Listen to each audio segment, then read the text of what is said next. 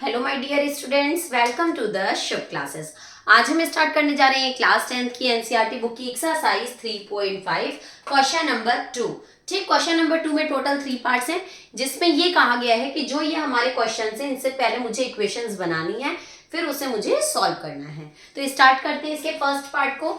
Ritu can row downstream 20 kilometre in 2 hours and upstream 4 kilometre in 2 hours. Find her speed of rowing in still water and the speed of the current. Okay, तो इस question में सबसे पहले हम ये जानेंगे and down stream होता क्या है। ठीक है, तो डाउन स्ट्रीम हमारा क्या होता है। डाउन स्ट्रीम की अगर हम बात करते हैं तो अगर हम पानी में चल रहे हैं, ठीक, पानी में अगर हमारी बोट चल रही है तो जिस डायरेक्शन में हम जा रहे हैं अगर उसी डायरेक्शन में आपकी विंड भी होती है, विंड मतलब हवा, हवा का डायरेक्शन और हमारे जाने का डायरेक्शन दोनों अगर सेम होता है तो वो होता है हमारा डाउन स्ट्रीम। और जो डाउन स्ट्रीम होता है, अगर जिस डायरेक्शन में हम जा रहे हैं उसी डायरेक्शन में हवा भी चल रही है तो हमारी स्पीड बढ़ जाएगी। सीधी सी बात है, जिस डायरेक्शन में हम जा रहे हैं उसी डायरेक्शन में हवा भी चल रही है तो हमारी स्पीड बढ़ जाएगी।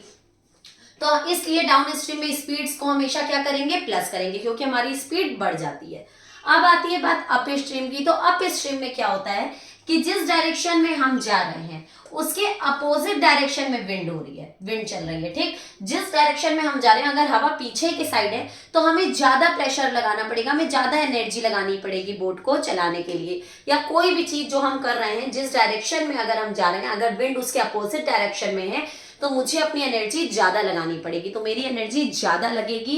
इसलिए इसमें हम लोग स्पीड हमारी क्या हो जाती है, कम हो जाती है। तो इसमें स्पीड को हम क्या करते हैं, माइनस करते हैं। तो ये तो बात हो गई down stream and up stream की। अब हम बात करते हैं यहाँ पे क्वेश्चन में जो पूछ रहा है, तो जिस चीज को पूछता है सबसे पहले तो हम वो सपोज कर लेते हैं। क्वेश्चन में पूछा है find her speed of rowing in still water, still water में, and speed of the current, current का मतलब होता है हवा की स्पीड। ठीक, हवा की क्या स्पीड है, तो let the speed of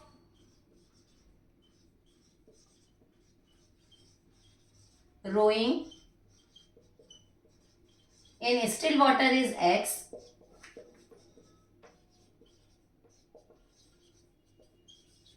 and speed of the current, speed of the current is equals to y.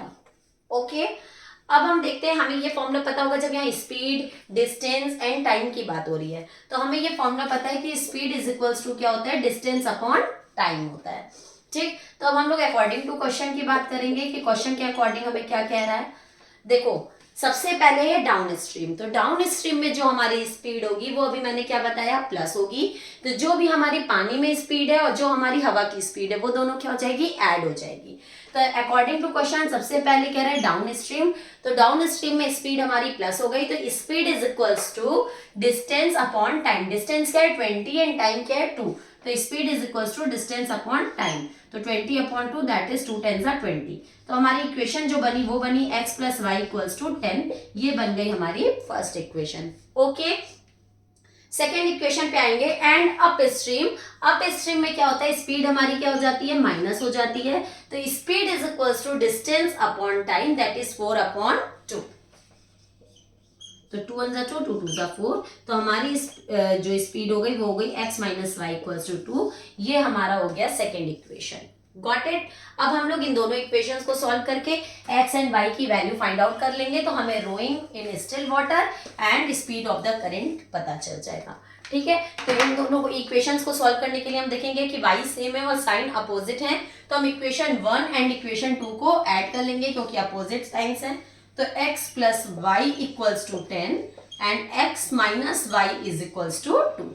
Okay, जब इसको ऐड करेंगे तो ये कट हो गया, एक पॉजिटिव था एक निगेटिव, x एंड x हो गया 2x is equals to 10 into 12, x is equals to 12 upon 2, 2 1 2 2 6 12, x is equals to 6 kilometre per hour. यहाँ किलोमीटर पर आवर की बात हो रही थी, तो यहाँ पे भी जो हमने माना था स्पीड को वो x kilometre per hour and y kilometre per hour ही हमने माना था, क्योंकि स्पीड तो हमेशा ऐसे ही मानी जाती है ना।